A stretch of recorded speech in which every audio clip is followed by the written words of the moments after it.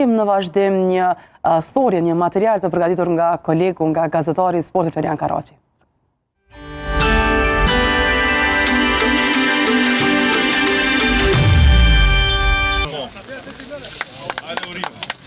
Kampioni i Kosovës Drita në këtë fillim vit ka bërë një hap të madh drejt infrastrukturës së saj sportive, duke vëngur themelit e kampit stërvitor. Me një hapësirë në këtë qytet, Gjilanasi po bën një kamp stërvitor, i cili do të jetë një nga investimet më të mëdha jo vetëm i klubit, por i gjithë futbollit kosovar. Ky kamp do të ndërtohet për ekipin A dhe për të gjitha grup moshat zinxhir të 4 herë kampionit të Kosovës.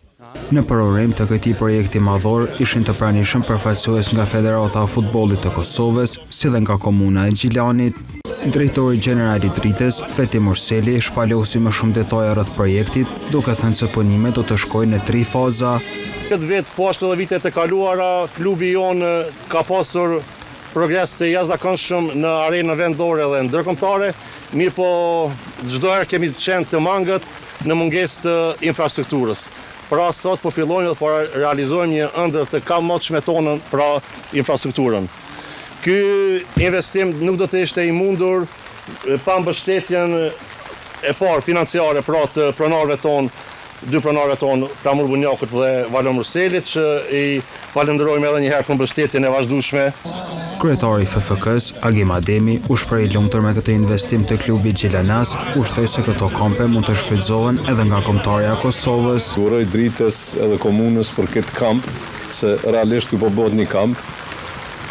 Ky ishte fillimi i projektet ndër të parat në ardhen time si kryetar, që kemi filluar këtë bashkërisht me komunën. Komuna ka bë tokën, ndërsa Federata ka bë këtë pjesën sportive, si që quajnë në kozmetikën sportive, dhe do të vazhdojmë. Ja pra, Drita arriti dhe erdhi në nivel tjetër të klubeve dhe më vjen shumë mirë që parët të cilat i përfitojnë nga jo vetëm vetat, por ato sidomos që i përfitojnë nga pikërisht nga futbolli të investohen në kampe të tilla, të cilat janë shumë të rëndësishme për të prodhuar futbollistë dhe për të prodhuar gjeneratën e re. Kryetari i komunës së Gjilanit, Alban Hyseni, theksoi se Drita tashmë ka vënë një standard të ri në futbollin kosovar. Besoj që kjo është një standard i ri për klubin, i cili edhe ashtu po vënë standarde të reja në futbollin kosovar me sukseset e tij.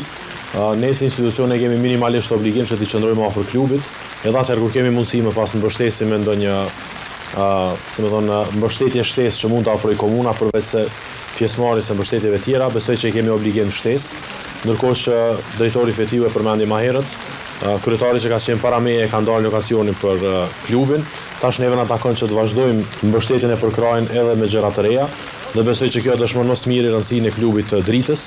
Vitin që lan pas, Drita shënoi suksesin më të madh në historitë e klubit, duke u bërë skuadra e parë kosovare që ka lënë grupet e Ligës së Konferencës.